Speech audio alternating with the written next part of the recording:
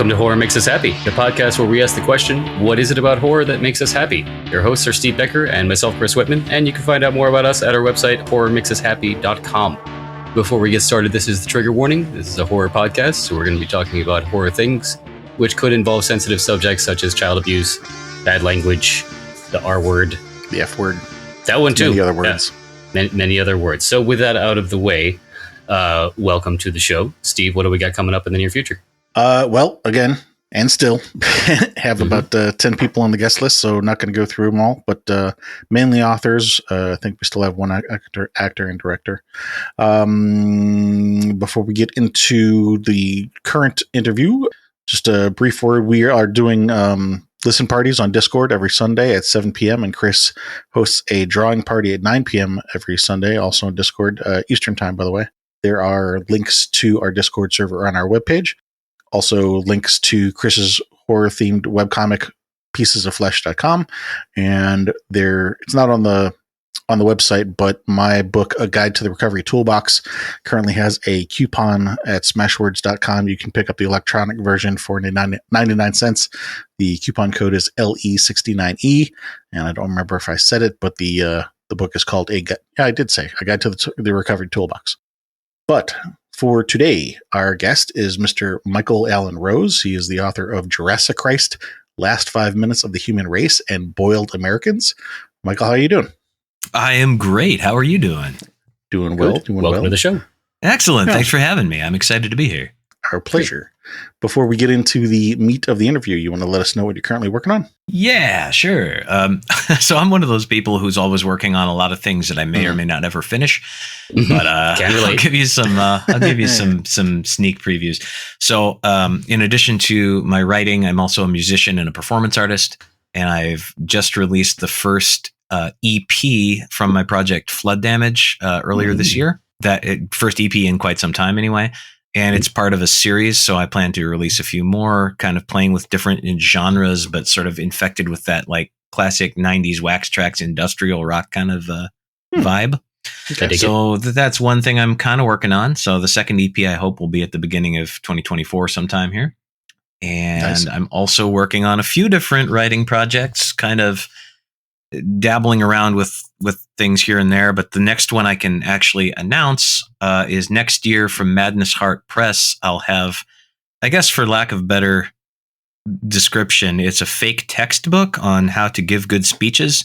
And it's the working title is Inappropriate Toasts for All Occasions. I was just thinking about Berliners. Yes. Mm-hmm. So it'll have the first half of the book is sort of a parody of speech textbooks and how to be a good public speechificator. And then the second half of the book is various speeches that you can just steal from me. And, when those situations come up, but there's situations like, being crushed by a grand piano that fell out of a 4-story window on the sidewalk and telling passersby what happened. But you end up talking more about how nice the piano is than anything else. Things like that. So it's, sort of a parody of academia, but it should be really fun. I think you and Chris are going to get along much better than I realized. Awesome. Similar sense of humor. Yes. I'm a comedy guy at heart. Like I write horror and I write some serious literary stuff, but at heart, I'm a comedy guy all the way to my core. Nice. Horror and comedy are great bedfellows. There have been some good ones. Yes, absolutely. Well, I believe we spoke briefly about the theme of the interview, so you know what you're getting into on that front. Starting with childhood, what are some of your earliest memories of scary things? Oh, and by the way, if there's going to be questions that we ask that may not land, or either you don't want to answer them, that's fine. It's not meant to be a therapy session, but there's going to be some questions that you're just like, not every question's meant to land. You just never know what's going to come up if you don't ask. So yeah, absolutely. You'll quickly realize too that I'm kind of an open book, and this is something I'm kind of known for by my colleagues and contemporaries in the scene, because there's very little that I won't talk about. Okay. And if I don't know the answer, I might make something up, but we'll see what happens. I was wondering about that. That works. Yeah. I guess my earliest memories, so I have a weird journey into horror, because when I was a kid, I was one of those kids who I couldn't handle scary movies. Mm-hmm. I was not into horror as a kid. But when I look back on that and analyze it, I think it's because I grew up in a fairly conservative household. And I think my mom especially kept me away from horror. You know, she didn't like scary things. And so she sort of, I think, tried to pass that along, trying to be a good mom, but like, well, I'm going to keep my kid sheltered from these scary things, you know, but she had never found, I don't think, the pleasure in horror that many of us find later. So I think that's why for the longest time I was like, well, I can't handle horror movies. I can't engage with this kind of content. And then it was sometime in my teenage years when I remember having this cathartic sort of moment where I went, well, okay, so I've always been afraid of these scary things. But by that time I had found some other avenues in, which I'll talk about in a moment. But I remember kind of having the realization that's like, there are creative people that create these things, right? Like, so why am I afraid of the darkness? I could be of the darkness. I could be one of the people creating that darkness. And I think I had this moment of realization that it's like, well, this is not stuff that's like, you know, this doesn't happen in a vacuum. Like, people are bringing ideas to the table and creating these works of horror. What if I was one of those people? Then I wouldn't be afraid of the dark. I would be playing in it, you know? So I think that was one of the first kind of realizations that I might actually enjoy creating horror. And by that time I'd been dabbling in writing my own stories and things. I mean, in the way that kids do with action figures and stuff, but also, you know, writing things down and trying to make a narrative out of it. So I think that was kind of the catalyst for me to go, oh, I want to do this. I want to make these things. But, you know, I say that I didn't really watch horror movies and stuff, but I think back and there were a lot of things when I was a kid that I really liked that feed into those horror tropes and that genre, like mythology. I was a big fan of mythology. So I would check out books from the school library on, you know, all these ancient monsters, minotaurs and cyclops and things like that. And, you know, I look back on my doodles as a kid and that's what I was drawing. I'm drawing monsters, you know, and to me at the time, I wasn't thinking of that as horror. That was like just this epic adventure story to me. It was like, but I identified with the monsters, you know, like I wasn't drawing Perseus. I was drawing, you know, the Cyclops, like the Hydra and the Cyclops. Yeah. They were way more interesting to me. And I think that in conjunction with scary stories to tell in the dark, which was, I think, a huge influence on me. I actually have a copy of the re-released ones with the old Stephen Gammell artwork, which is still burned into my head, like from the time I was a kid. Like, I'll never forget, some of those drawings are so freaky even today. So I think that was part of it. And then video games were a huge influence on me. You know, I was just the right age to come of age when like Atari first hit. I was like 2. And then by the time I was, you know, the exact target age for Nintendo, it was like I grew up with video games. So I'm thinking back and I'm like, man, like there was like a game on Atari called Haunted House where you're this little pair of eyeballs wandering around in the dark. And you're trying to find these pieces of a sacred urn, and there's a bat and a ghost and a spider in the house. You know, the thunder would crackle and whatever. And it's these old Atari 2600 graphics. You know, it's nothing terribly realistic. But I realized too, and I had a discussion with some other horror authors about this recently, I made up headcanon for this little pair of eyeballs. I added all this content in my head about like, well, I'm an adventurer and this is, you know, this is what's going on. Because, you know, those simplistic graphics weren't filling in the blanks for me. And I think I had this moment too, where I realized, oh, that was formative in a lot of ways too.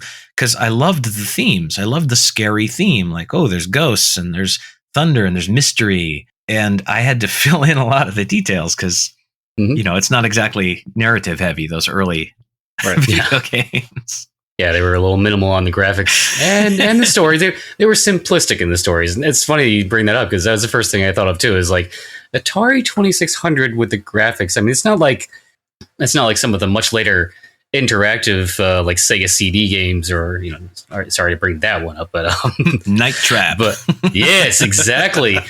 But yeah, it's like the graphics themselves aren't that scary if you just look at them, but it does offer that that scariness or creepiness because you fill in the blanks with your own mind. It's like the oblivious storytelling, or not oblivious, but not obvious storytelling, where you fill in the gaps, and that kind of it makes it scarier because it gives you that personal connection to it.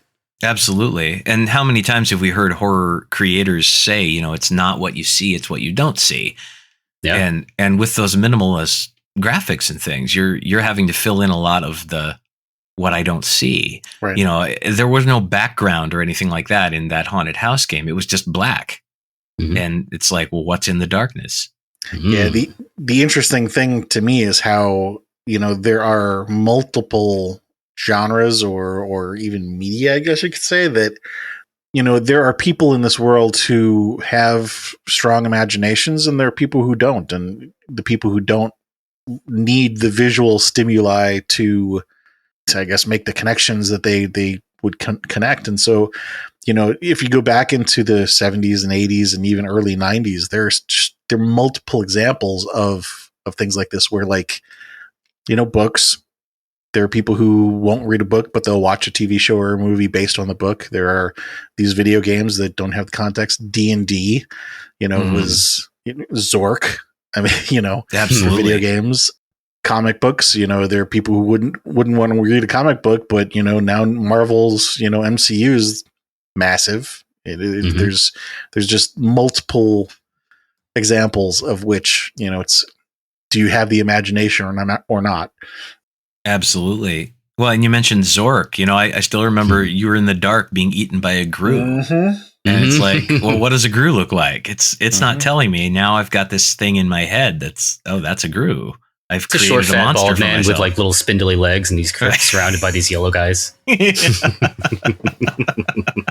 I'm glad you remember that, because anytime I think about being in the dark, that phrase always pops into my head. Yeah, it's true. It could happen. It could happen to you. Yes. Scary stories to tell in the dark. Any particular story jump out to you as memorable? The Wendigo. Okay. I vaguely remember I remember the concept being absolutely terrifying, and I can't remember it, word for word, obviously, but just the being lost in the woods and hearing this howling sound or whatever, and I just remember this character like taking off and running faster and faster and faster and just taking off. I think they took off into the sky or something like that. But the way it was written was so like, there's this animalistic force that's taking this person over, and they have no control over it. There's nothing to be done. And it was written so mysteriously. And a lot of those scary stories to tell in the dark, I remember, were written with this very minimalistic kind of prose. They were meant for kids, but they were based on like, old wives' tales and a little bit of urban legend or, ancient tales. And they wrote them so minimalistically that, again, you ended up kind of making details up in your head. But then you look at those terrifying Stephen Gammell illustrations, which, like, I look at those even today. And if you haven't seen those original illustrations, they're worth looking for, because they actually tried to replace them a few years ago and republish them. And people made such a stink about it that they had to relicense the original illustrations and put it back out. Yes. They're terrifying. Like, even today, there's some of the most macabre, like they're these dark ink, blotty kind of, ink and paint kind of drawings with just tiny bits of color here and there on the covers. And they're so creepy. So those images, I think, they give you one static image, for a story. And then your mind just goes crazy from there. And it's like you have these terrifying images, but then you have to make up the rest on your own. So I don't know. I remember those stories being like so scary and so cool. And I think there was something special too about the fact that they were targeting me. Like, these are scary stories for kids, but they're actually scary. They're not just, there was a ghost and sometimes he was mean. It's like, no, this was like, oh my God, there's this lady yelling down my chimney. She wants my toe. And I'm like, what? No, God, no, you can't have my toe. Jesus Christ. And like, yeah, the toe stuck with me too, but. Oh yeah. Yeah. Severing body parts is not Scooby-Doo. That is for sure. No. Although I did watch a lot of Scooby-Doo too, but I think that has more effect on my proclivity for tying up redheads than it does my horror creations. So, Okay. There's that too. Let's see. So your mom was definitely not a fan of horror. Was anybody else in your family a fan of horror? Yes and no. My dad would never admit that he was a fan of horror, but he grew up in the 50s and he was watching like the old black and white, like Invasion of the Pod People kind of stuff, So it's like what we thought of as horror in a way back then, that line between sci-fi and horror. Right. But he did watch The Twilight Zone a lot, which was also kind of a formative thing for me. And I think the thing that did for me was give me a love of the twist, I think that a lot of times, especially my horror, I like a twist. I like atmospheric over explicit. So a lot of that stuff I think comes from The Twilight Zone. And I also realize I have a tendency to give, I guess, the surprising character the power. There's a bad guy in the thing or whatever. They're usually bested by like a kid or a cat or something which also feels like that sort of that Twilight Zone-y kind of like, oh, the kid has the power all along, or this is a very special ferret. I don't know. But that's something too. And I think probably because, and here's where we get into the deep, dark trauma, right? I was bullied a lot as a kid. I was a weird kid and I did not have a good time at school. I was socially awkward and whatever else. So I think now I find myself putting the power in the hands of those people, like that oppressed soul, the innocent kid, the animal, the whatever, something that can be hurt by the scary, powerful thing ends up turning the tables and, tearing the bad guy's face off and making him eat it or whatever. I mean, that can be like maybe even cathartic or therapeutic, turning the tables and empowering the underdog, if you will. I think so. I think that's probably part of it. Could be. Did you participate in Halloween? Oh, yeah. We didn't do Halloween big as a family, but I think my parents appreciated what it was. And so there was always like, there was a costume or something. Usually we would do store-bought, like we weren't like a Halloween family where mom's down there sewing this, original costume every year or anything like that. But they always made sure I had to, buy those plastic masks that cut into your face from Kmart. Yep. So the blood's real. It's not even stage blood. You just got this line around the side of your head, like somebody cut off your face and put on a new one. But, even though you're trying to be Batman or whatever. Right. I'm Dracula Batman. Right, exactly. I'm Batman, but I have a terrible blood disease. So let's get with the candy. But yeah, they took me, trick-or-treating and things like that. I think they sort of begrudgingly accepted that I was a proto-Halloween person, like even when I was a kid, I became the goth teenager, the long black hair and heavy metal and whatever else. But so I think they saw that coming and realized eventually they could only do so much to quell it. So they tried to be supportive as much as they could, not having a real foot in that world or in that aesthetic themselves. Right. Next two questions we're going to ask as a pair, and start on the negative and end on the positive. Do you remember the first person you hurt? Are we talking physically, emotionally, whatever? Whatever comes to mind. This might actually speak to the fact that I like to mirror comedy with horror and blend them together, because the first fight I was ever in, I remember one of my friends who was like a year or two younger than me. I had brought treats that day for my class, and they were in my backpack. And my friend ran up to me and jumped on my back from behind, not knowing that I had treats in there. But I remember just being so mad about it. And I was like, I had all these cookies. You probably broke my cookies. So like, I'd never been in a real fight. I've still never been in a real fight at this point, like a real fight. And I remember I got on top of him and we're on the lawn tussling around, and I'm on top of him and I'm trying to like punch him whatever ineffectual way a second grader can.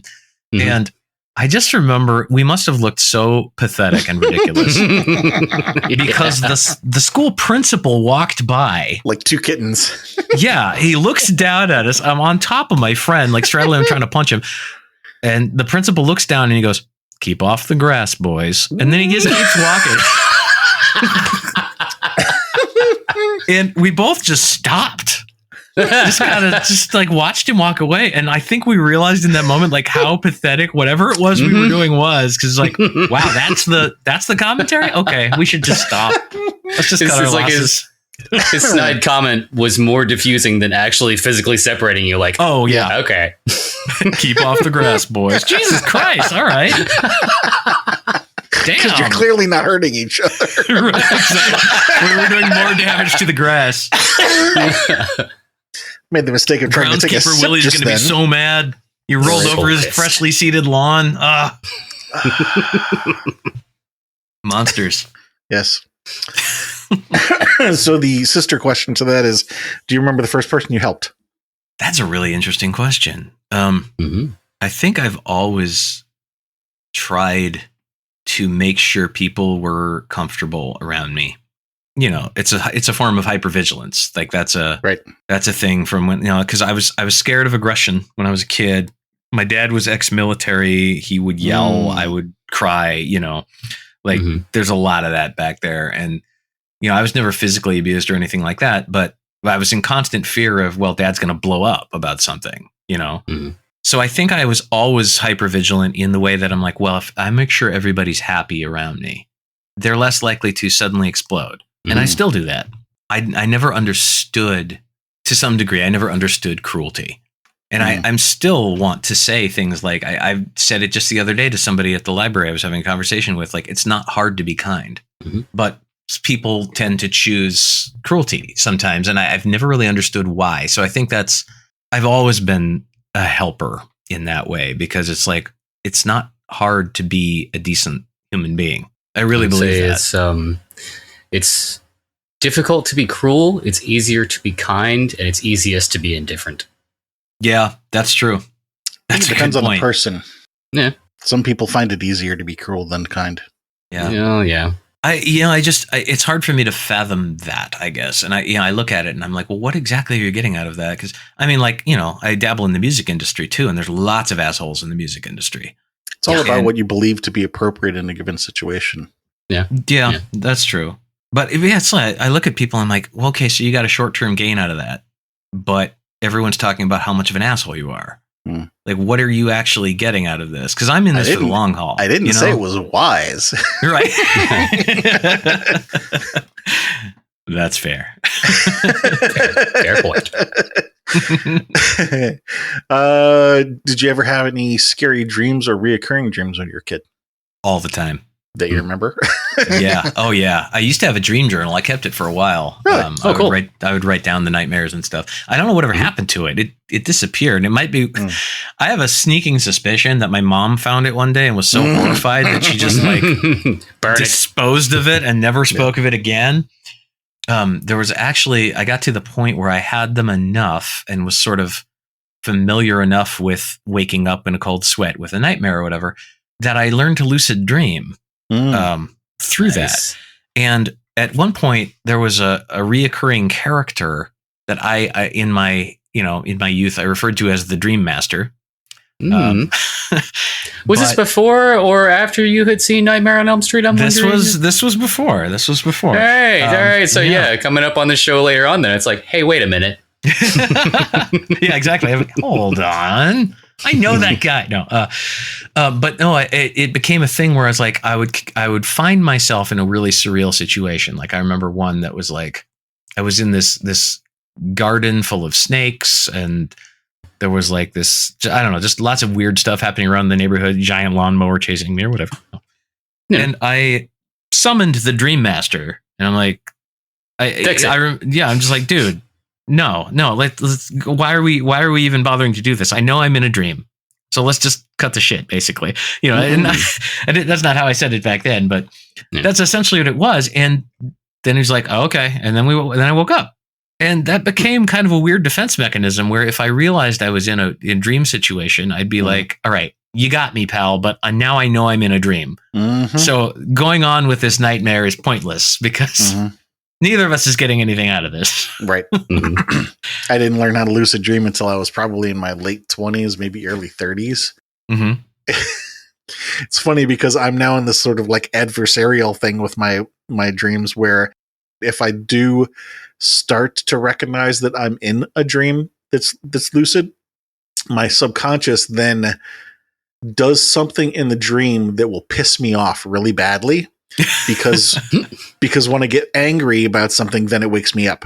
Yeah. And it's like, oh, you're in a dream now? Well, here, I'm going to piss you off so you'll wake up. It's like, God damn it. That's your kick. Yes. Well, that makes a lot of sense. And, I remember before the whole Dream Master thing, the way this was terrifying, and it's still a terrifying idea to me, but the way I would wake myself up if I was like, this is a scary dream and I want to get out of here, I remember I would have to die in the dream. Oh. So there were a number of times where I would be like, I have to jump off this cliff because that's the only way I'm going to wake up. Okay. Interesting. And it sucked. It was terrifying, but it's like, okay, this monster's after me or whatever. There's a coffin over there. There's hands reaching out of the wall over there. Yeah. Wow. Yeah. I literally remember one where it's just one of the scariest dreams I can still remember is I was in this like dungeony basement place with like something was coming down the stairs. It was all dark up there. And, it was like, there's that's really bad for learned behavior and stuff. I know, right? And I'm like, I remember going up the stairs a little ways and I'm like, there's monsters and horrible things everywhere. So I dove off the stairs head first and startled myself away. I hope nothing bad happens to you in real life. Right. Well, thank you. Well, I'm just over here thinking like, this is just like a video game, It's like when you fuck something up in a level and you got to save, like, all right, I'll just walk into this wall of spikes until I die. Basically, yeah. It is kind of video game logic. I guess I live my life by video game logic. Hopefully I'm not getting like a tax audit one of these days and I'm like, a window. Right.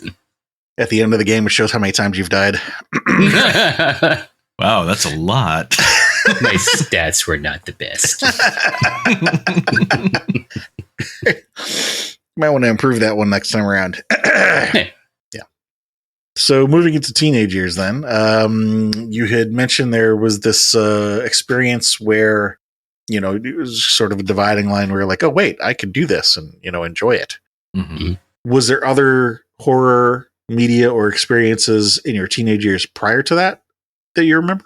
I mostly remember the things that kind of got me more comfortable with horror. I guess once I'd made that decision, that's when I started to seek out more horror media. The first two big ones I remember. So like a lot of us, Stephen King was a huge step forward because I think before that I'd been reading, that was like the demarcation line, right? Like I'd been reading a lot of young adult stuff before that. And then I'm like, I want to read adult books now. Stephen King was the first choice for me. And I still have like one of my favorites of all time was The Dark Half.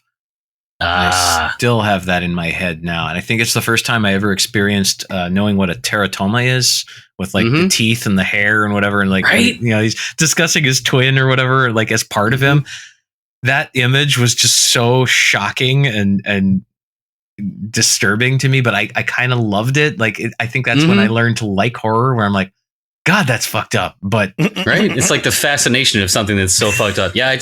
I'm not a big reader, so didn't read the book, but I saw the film around my adolescent years too. So around the same time, and I remember having the same experience, just like the car crash mentality, almost like, God, that's so fucking awful and horrid, but cool. Yeah, exactly. Amazing.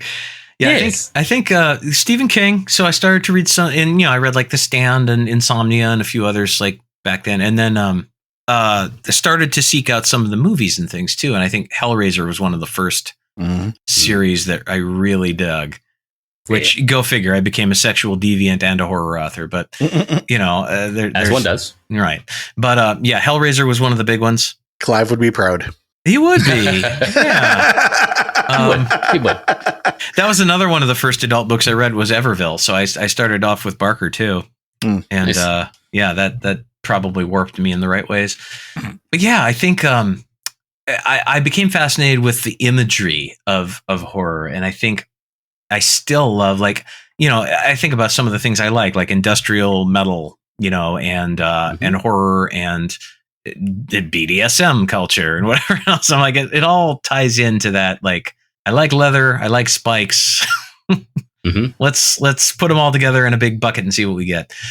Sticks and stones may break my bones, but whips and chains excite me. That's right.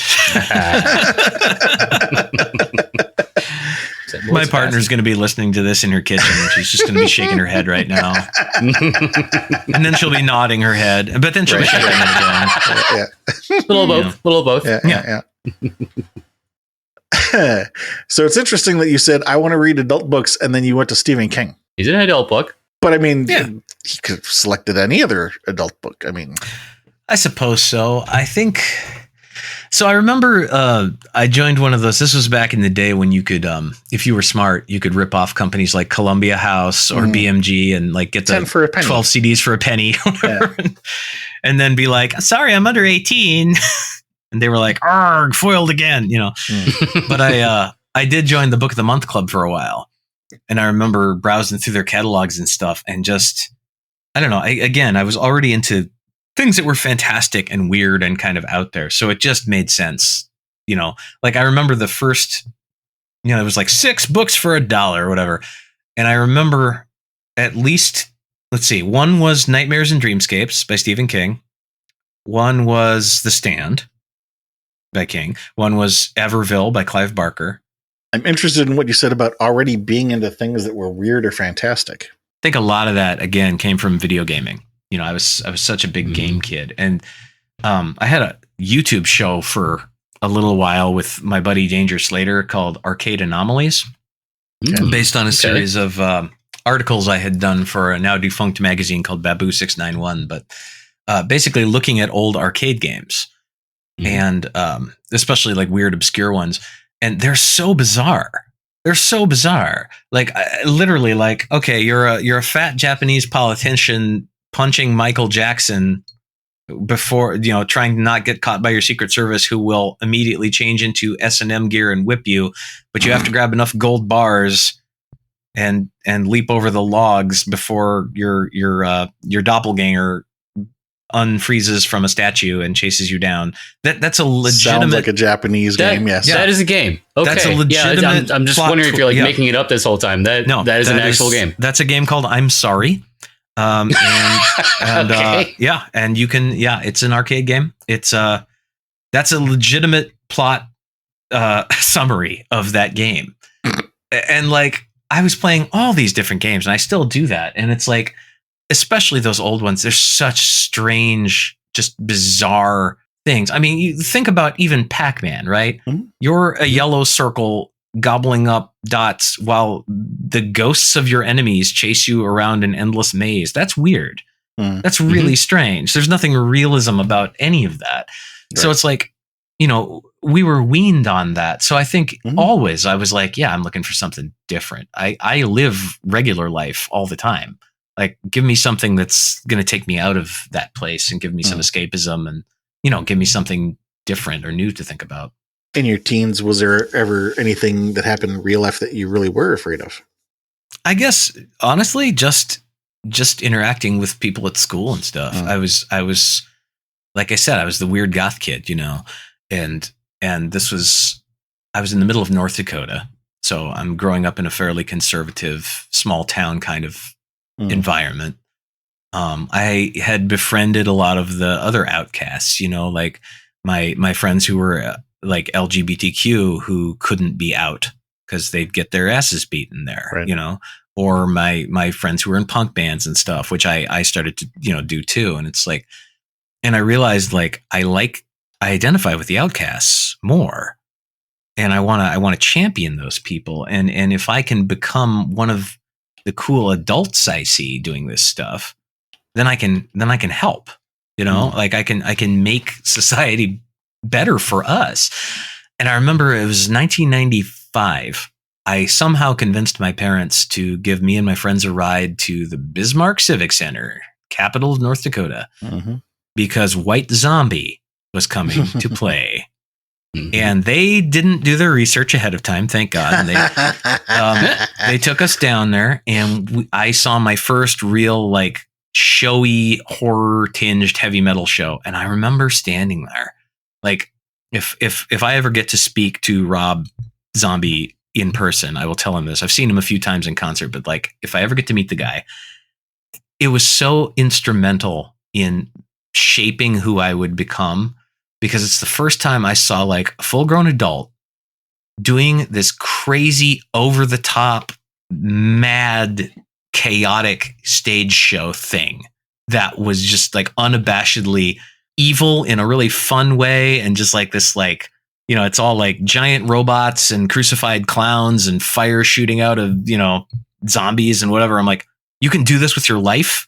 This is a real thing that people can do. You can do this for a living? Exactly. It blew my mind. I'll never forget that. Like the feeling, that electric feeling that just coursed through my body when the energy started to come up as soon as, you know, they were about to take the stage, and it just changed my life. Like it made me want to be a rock star. It made me even more interested in horror and dark aesthetics and showmanship. And, you know, whenever I do a performative piece or something, it changed everything for me. And it was just at that right time, because it was like a junior in high school, you know, or something like that.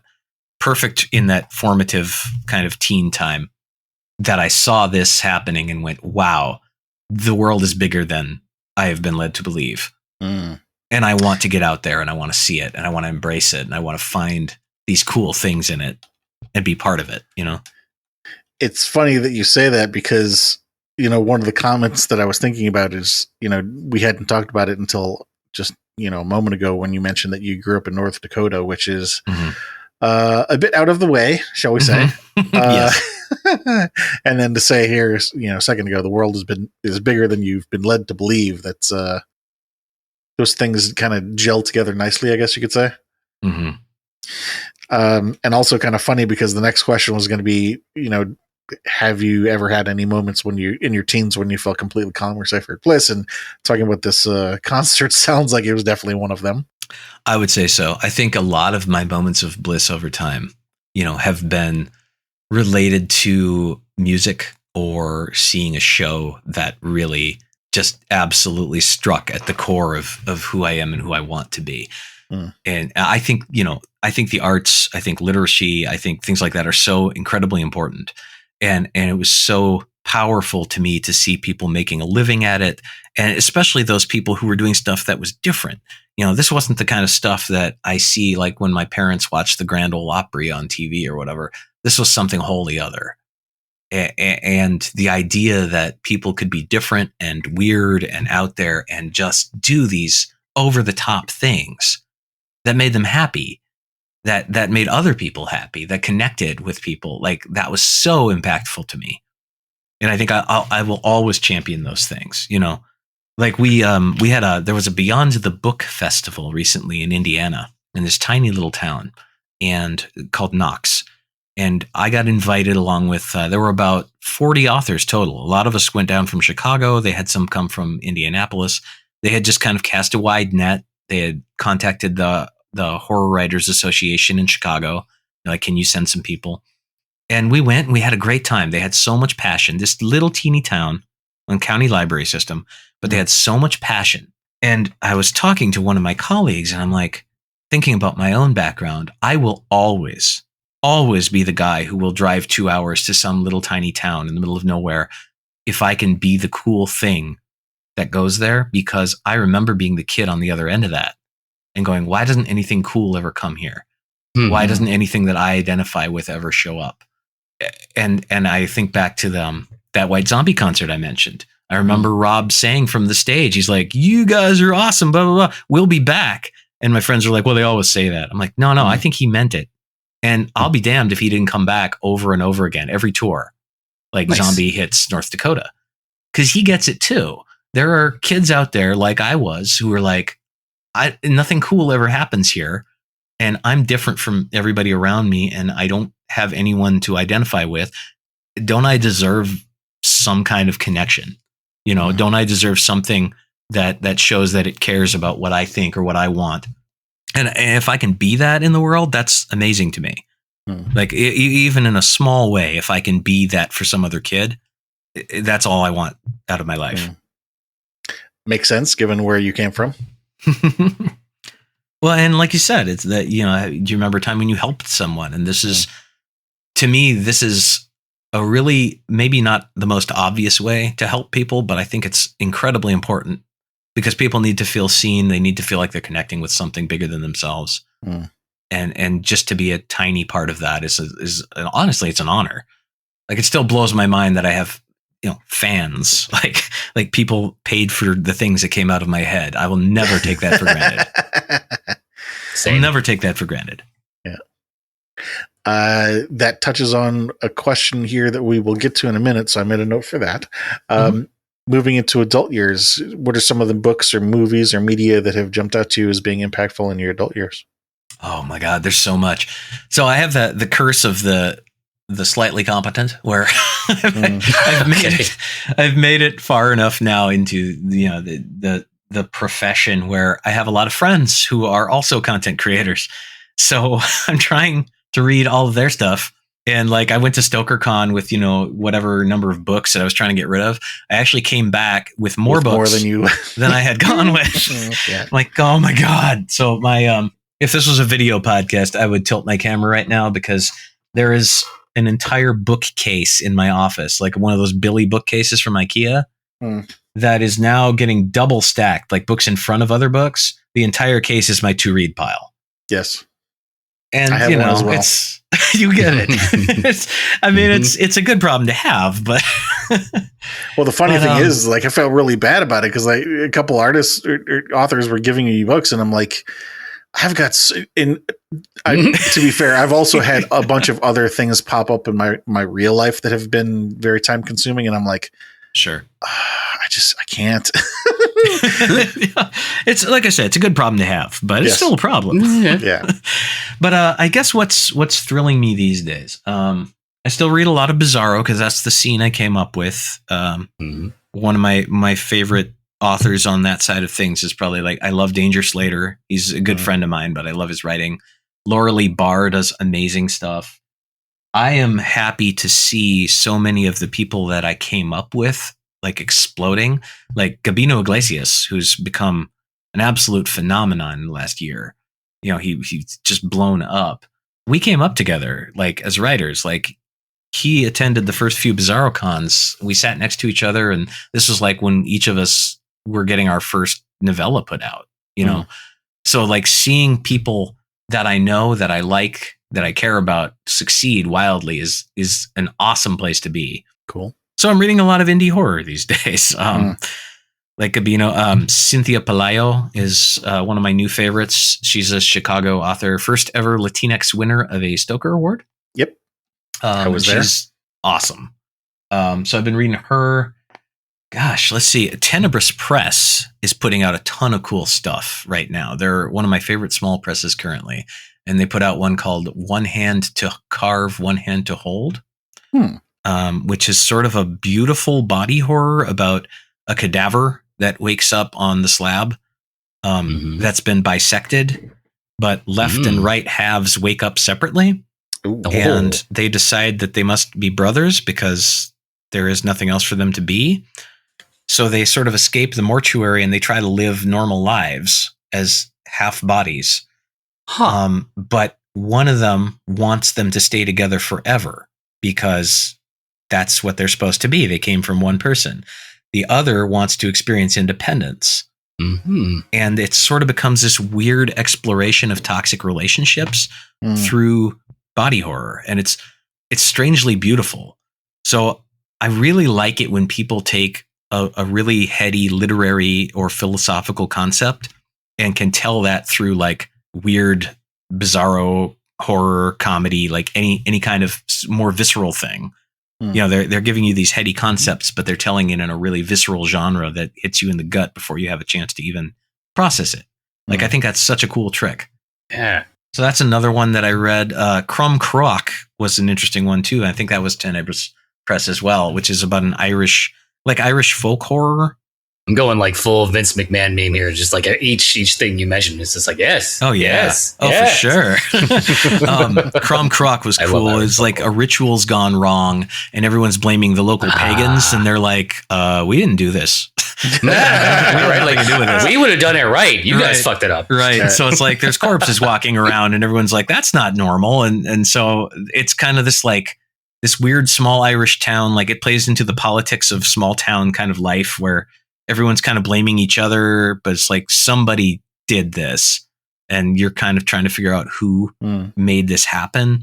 So it's that atmospheric horror too. It's not like there's not like a lot of violence or action. It's about like this terrifying thing is happening to us right now. We're in the middle of it. How do we cope with that as human beings? How do we address this? Interesting. That sounds relatable. Yeah. Halloween as an adult. Oh, always a little bit. I mostly these days I'll go over to my partner's house. I'll help her hand out candy to the kids and stuff, but favorite costume as an adult? I actually found a way to sort of multitask this costume. I have been going as a costume inspired by have you guys seen Our Flag Means Death? No. Okay. So it's a very funny pirate period comedy. Like pirates. And Taika Waititi plays Blackbeard in it. Okay. And it's this super fetishy kind of badass Blackbeard costume. Okay. So that's what I've been doing. Yeah. Because again, it's like I take off the pirate hat, now I can go to the club. Right. Or up on stage. I put on the pirate hat, now it's a Ren Fair thing. That can also be a Halloween thing. It's it's multifaceted. You could probably wear the hat to the club too. You could, yeah, depending on the club. Yeah. Sometimes you need a pirate hat. Yeah. Least favorite costume as an adult. I don't know. It's not my least favorite exactly, but it's probably the dumbest. I went out one year to like small black box theater shows with my girlfriend at the time and a couple of friends. And you guys know Waiting for Godot, Samuel Beckett? I've heard of it. I went as Godot. Okay. So, Okay. Yeah. So I had a t-shirt. I just combed my hair different, wore some glasses, and put Godot on a t-shirt. And all night, the theater people were like, "I've been waiting for you." I'm like, "I know." Yeah. Yep. Exactly. Is that the reason why it was the least favorite costume? Just because that joke got so old. It was pretty dumb. Have you? Wait some more. Yeah. I think the other dumb favorite, I guess this is sort of a favorite, but it's also really dumb, was in grad school. I went as the guy who just stepped out of the shower. So, so I was just wearing a towel all night, and I kept wetting my hair every like 10 minutes or so. Yeah. Sometimes you just have to go for an easy one. Yeah. This one's a little bit more elaborate, but yeah, I've seen versions of that where like they include the shower curtain. That's too much work. Too much work. Yeah. Nah. Yeah. For a dumb gag, too much. Yeah, exactly. You guys get the idea. You got the joke. Yeah. Was there ever anything in your adult life so far that you've been terrified in real life? I've had a few weird experiences.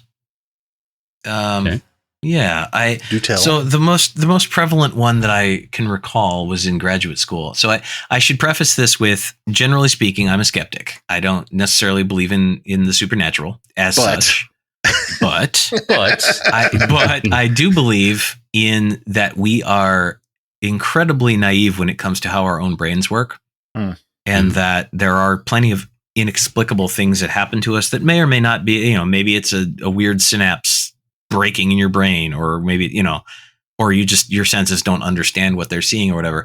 That doesn't necessarily mean it's not a terrifying situation. Like regardless of if it's supernatural in origin or if it's, a trick of the mind, it doesn't matter. The fear is real. It's still scary. Exactly. Yeah. And I remember in graduate school, I was sleeping one night in my apartment and I woke up very suddenly, and I kind of had one of those, like a momentary sleep paralysis, where you can't quite move when you wake up. But I remember I looked down at the foot of my bed and the room was pretty much completely black, but there was a silhouette of a man standing at the foot of my bed. And it was blacker than the black around it. So it was like a silhouette, even in the black. Like you could just barely see kind of like the outline of a guy. And I remember my heart was beating so hard, I thought I was going to have a heart attack. Like just this terrifying like moment. And everything was in slow motion, of course, because this was all just a few seconds. But I remember that's one of the times in my life that I've realized that my fight or flight mechanism is really dumb.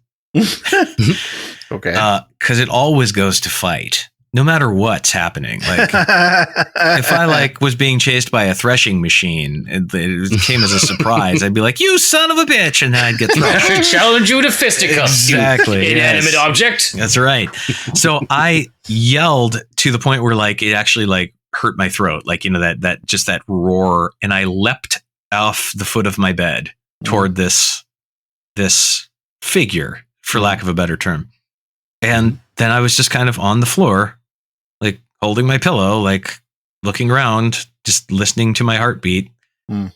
And it was but it was so palpable, and it felt so real. Like somebody was just standing there staring at me. And I did have a friend at the time who was very into, I guess for lack of a better term, the sort of the witchy woo side of things, and very interested in supernatural and Wiccan things and whatever.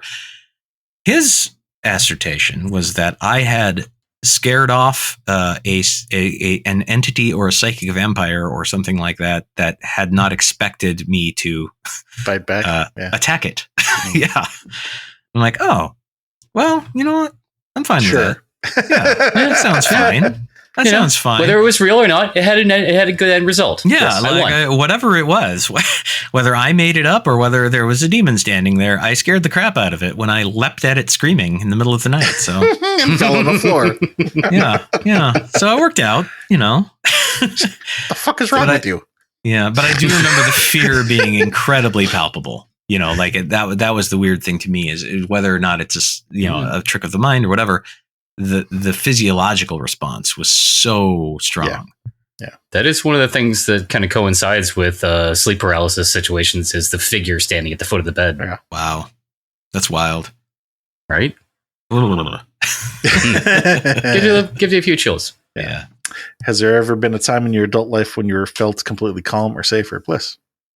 Yeah, I think so. I think at this point in my life, I've found a lot of good coping mechanisms for stress. I tend to be a very calm and collected kind of person. I can get excitable or whatever about things, but in the face of tragedy or things going wrong, I'm usually just kind of like, well, it is what it is. Well, we'll get through it. This too shall pass. That is healthy. I think so. That's it's Chris taken a while. What is that? It's taken a while to get there, but I think that's been, I guess, the benefit of my self-reflection over time and sort of, like I said, growing up being distrustful of anger in a lot of ways. I still don't do well when people are angry and it seems like it's not controlled well. It still makes me uncomfortable. So I think I threw myself the opposite direction and went, okay, I'm going to make sure that I am calm. I'm going to not take things to an extreme emotional place.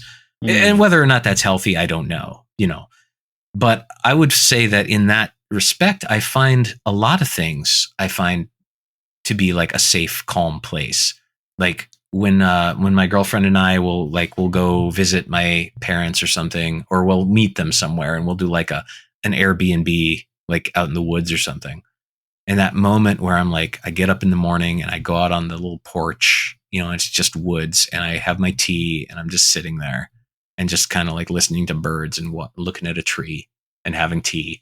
That's the moment. It's just a perfect moment. And I'm so calm and so put together. I could just sit there forever. I'm amused by your comment about, okay, so I'm distrustful of anger, so I'm going to react by going to the opposite and being very calm. But that following a moment ago when you just said that if it's fight or flight, you're going to choose fight. Yeah. No, I think, like I said, the fight or flight mechanism's kind of busted. So I guess I'm very controlled up to a point, and then it's like I used to say I have an extremely long fuse. It's very hard for me to get that angry or that upset. Right. But I will say that people in my past have said they don't ever want to see me that upset because the few times it's happened, it's way off the charts. So I think it's So I think the threshold, the fuse is extremely long. It's very hard to upset me to that degree. Do not mistake kindness for weakness. Yes. Yeah. next two questions I'm going to ask, I'm going to give it to you at the same time because it could be the same answer for both or two different answers. Sure. But what's the movie and this is not just horror, it could be any genre, and it covers your entire life, not just adulthood. But what movie would you say you have watched more times than any other, and what is your favorite movie? Oh, wow. More than any other, I'm pretty sure, is Monty Python and the Quest for the Holy Grail. Got it. Good choice. I love that film. Same. Very, very close to my heart as far as my sense of humor too, because of all the meta humor and the straight up ridiculousness. Yes. I love the absurdity. And then I would say probably a close second to that, and maybe my favorite movie, at least at the moment, Dark City.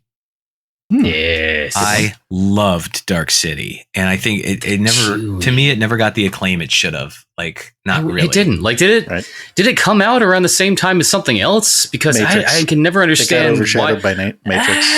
Didn't Matrix come out after it? Well, I don't know. Did, but there were some of the similar themes, and so yeah, I suppose. I just thought Dark City was brilliant, and you know, it's like.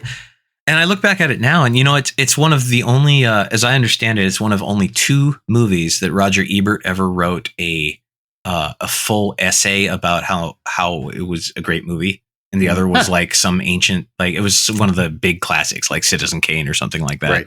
Like it's one of two movies he ever did that for. I'm like, that right there should get people's attention. Yeah. Right. It was like a cross between what was that? It was a Jim Carrey movie. Truman Show. Truman Show. Yeah, it was like a cross between the Truman Show and the Matrix. Yeah, a little bit. Yeah, a little bit. But I don't know. I thought that was brilliant. I think that too speaks very much to the kind of stuff that I like, where it's like, this is a story where there's going to be these twists that completely change the context of what you've been watching. You know, it's like, oh, this is the reality we live in. Oh my God, no, it isn't. I love those rug pull moments. Like, yeah, that's one of my favorite things in any media is when you think you understand what's going on. And then there's this beautiful moment of you don't understand anything. You have to completely reconfigure your entire viewpoint into this world. And I love that. Yes. Twists have been almost tropeized, if you will, but they're still great when they're done well. Absolutely. Yeah. I think they got ruined a little bit because people like M. Night Shyamalan, you know, like people kind of got the idea that this is what that is all the time. And it's like, no. It's just one example of how to do it. It doesn't mean it's always the best example of how to do it, but I think people got almost overexposed to the idea of a twist. Yeah. But there's so many good ways to do twists. There are. Yeah, that's who was it we were talking to? There's somebody we were talking to who is in the movie business, and they were just like, or maybe there was an author, but talking about being in some sort of like pitch meeting and, you know, getting to that moment where, you know, the other person's going to say, well, it needs a twist. So they're just like, don't say it. don't say it. Don't. Damn it. You guys spoke with John Skip on here for a while, didn't you? Yes. Yep. We did. Maybe Skip. Him. Is it Skip? Yeah. It sounds like a Skip. I don't think it was him. I don't think it was him. I think it was more recent. Oh, okay. It was, for some reason, I'm either thinking Fracassi or Atone. I'm not sure. Okay. Might have been one of them. Might not have been. I don't want to. Don't hold my feet to the fire. That's fair. That's fair. I will hold you in contempt. Yes. Sir, good day, sir. Yes. Fisticuffs. Going back to horror for a moment, do you see any common threads about what kind of horror you like in terms of like you know, cannibalism, occult, metaphysical, supernatural? I think I like supernatural horror. I like psychological horror when it really gives you a mood and a feeling of being unsettled. When you're sort of in this world where it's like, this looks a lot like my world. There are familiar things here, but again, it comes back to what we were just talking about with that rug pull. I love books where I think I understand everything, and then there's a moment where suddenly everything is thrown into question, and it's like, oh my God, everything is completely different than what I thought it was. This would normally be where we kind of shift into talking about, you know, common themes that have come up in the sections that preceded this. And you can correct me if I'm wrong. I'll share with you what I'm thinking, and then you can either correct me if you think I'm wrong or add to it if you feel necessary. Sure. This is the diagnosis, the prognosis. Yes, section. Exactly. Nice. So I'm hearing two things, but I think the second one actually subsumes under the first. So the two things are empowerment and also the world is bigger than I've been led to believe. And I think that the second one subsumes under the first because tied in with that thing of the world is bigger than I've been led to believe was other statements like people can be different and weird and happy. Story twists are kind of related to this, that I wasn't expecting that. And this expansion of understanding now is changing my understanding of the world. But I think that all kind of falls under empowerment, which is related to a number of the other things that you said. Part of it having to do with potentially, being, the class clown to control the situation, and being distrustful of anger and hypervigilance, but also as maybe like a defense against not just in the home, but the social situation of potentially growing up in North Dakota. Do you think that's accurate? Do you think I'm missing something? Do you want to add to that? I think that sums things up pretty nicely, actually. I think I'm all over the map, but I think the people that like what I do kind of like to follow me around on those journeys.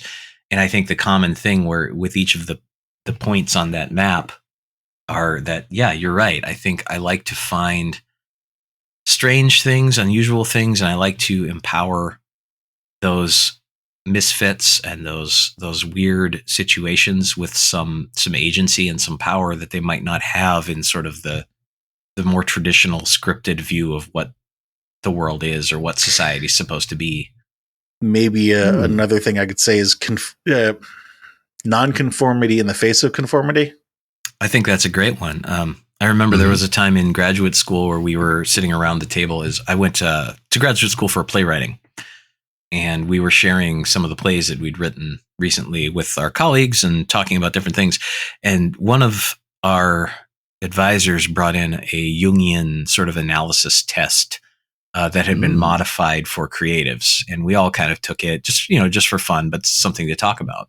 And I remember everybody around that table, and there were 6 of us, all 5 other people around that table got the artist archetype, basically, when we took this.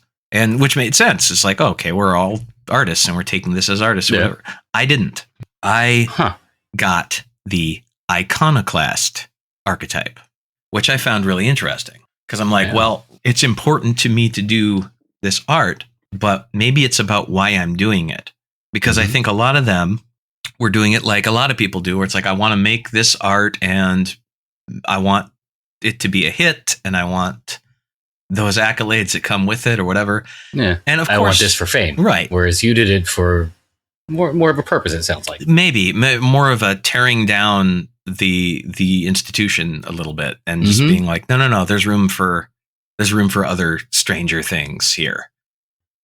So I kind of liked that. I kind of wore that as a badge of honor because of course the art's important to me. And of course I would love to have a hit something, and make it, my living to just create things. But I've always been a little more marching to that beat of like, no, I'd rather tear down the institutions of oppression, essentially. I mean, like it sounds like a political action committee, but but I think that's important. It can also be a state of mind. Yeah. And I think it's more important to me to challenge those perceptions and also those institutions that I find very oppressive, that control through power and anger and greed and whatever else.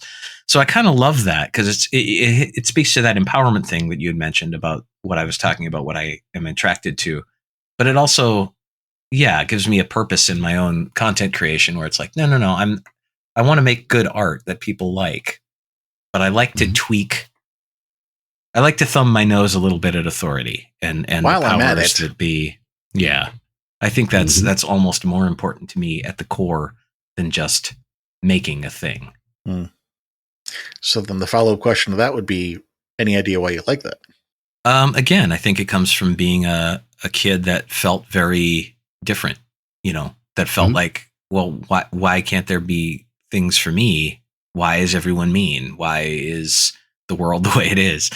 And if I can give some agency to the entities that felt like that, if I can be like, no, it's okay to be different and weird and be that fucked up, beautiful, strange kid that you want to be. Don't worry about that, that's not part of the script that society has tried to provide for you. You write your own script. So natural follow-up then would be, why horror? Couldn't you explore some of this stuff in other genres? I think horror is, well, number one, I like the aesthetics. That's a big one. But more deeply focused than that, I think horror allows you to do, and more specifically weird horror and bizarro, allow you to do anything you want. I like to say that I think a lot of authors stop themselves from creating their best work because they put arbitrary limitations on themselves, because they're like, well, it wouldn't happen that way. And I'm like, well, yeah, it did, because I told the story. So that's how it happened. Like, we do strange and spontaneous things all the time as human beings. Not every one of our actions is well planned out. Not all of them make logical sense. People just do things sometimes, and they don't always know why. So our characters can do that too.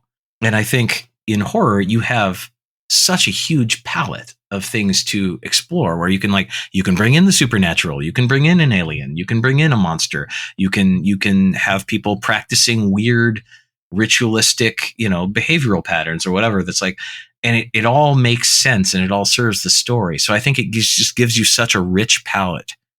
And then the other thing I think is what I said earlier about it's a visceral reaction.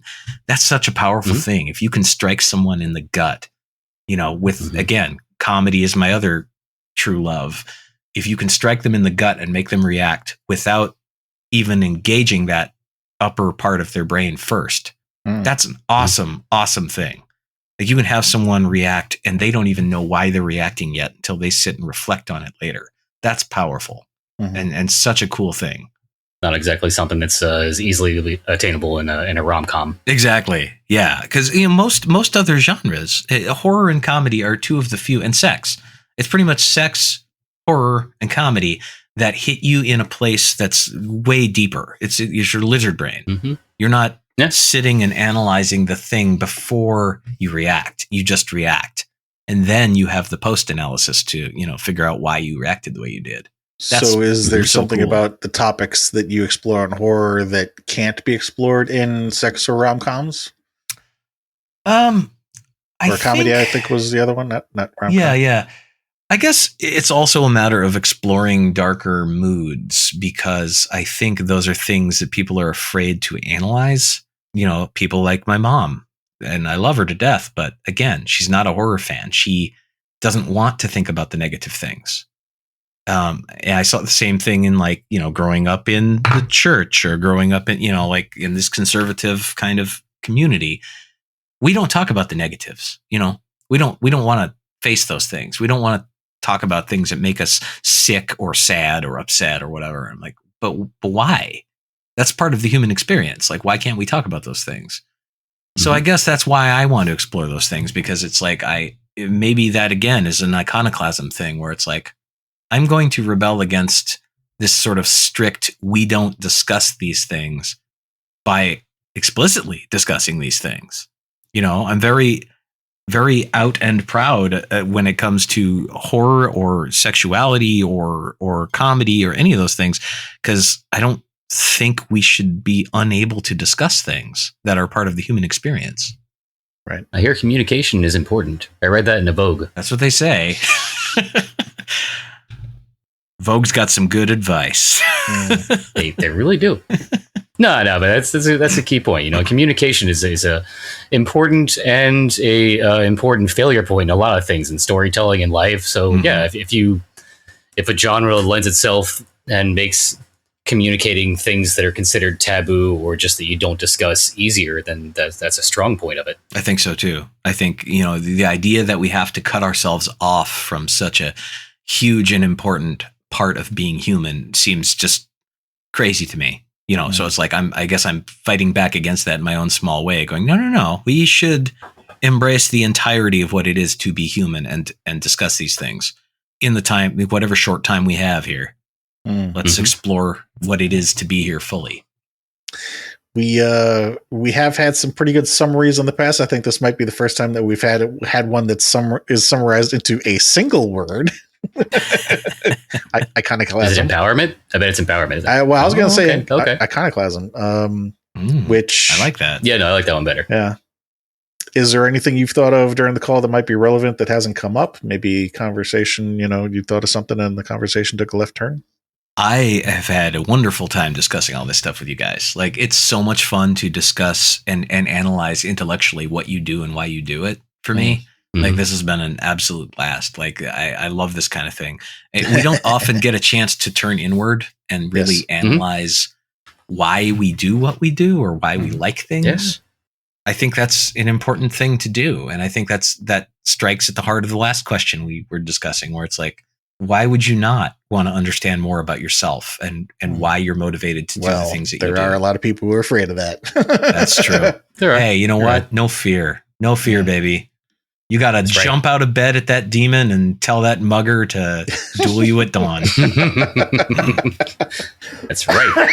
It's better or worse. Tell them you don't have time for their shit. Right. That's right. I don't have any shit, and I don't have any time for your shit.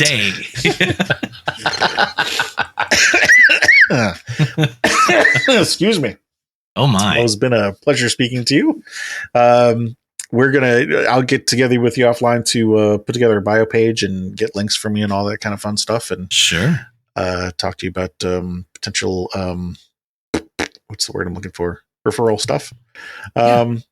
Cool. Well, again, appreciate your time. I guess what was it that you were sharing earlier? You're currently working on? So a couple of different things, but the one I know that will be coming out in 2024 is a comedy book that is sort of a parody of academia and learning to publicly speak and get that's right. messages across in the best possible way.